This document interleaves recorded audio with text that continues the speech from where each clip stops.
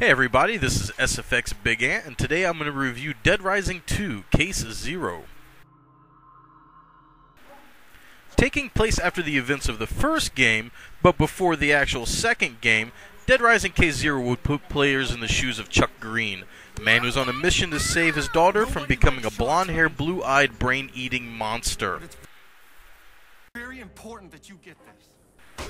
The gameplay is exactly what you would expect from a Dead Rising game. Anyone who's played the first game should feel right at home here with this one. There's tons of zombies to kill and tons of different ways to do it. Everything from baseball bats, household items, to even lawn darts. Yeah, it's all in the game. Just like in the first game, you'll find that in addition to killing zombies, you'll come across survivors. And as before, you'll have to take their sorry asses back to the safe room and keep them safe. The controls themselves follow the same pattern as the first game, but I found that this time around they were much more responsive, especially when it came to combat situations.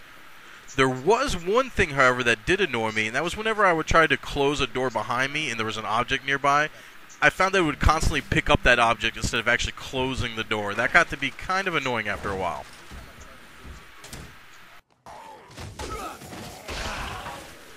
Just as before, this game is going to put your time management skills to the test.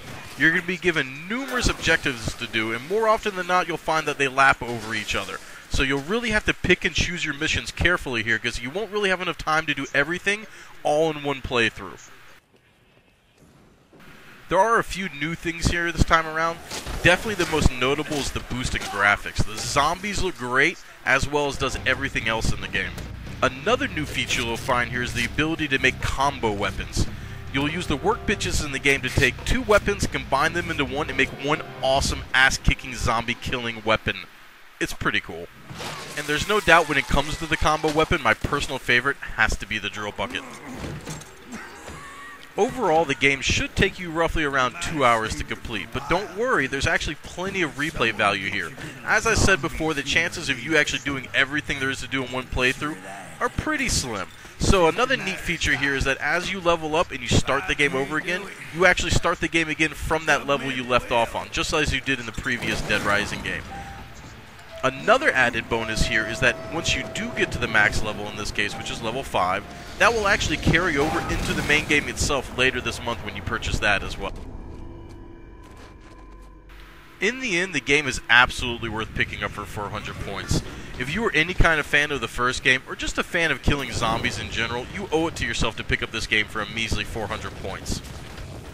Well, that's it for the review, you guys. As always, thanks for watching, and be sure to check out www.sfx-360.com for all of your latest video game news, reviews, and previews.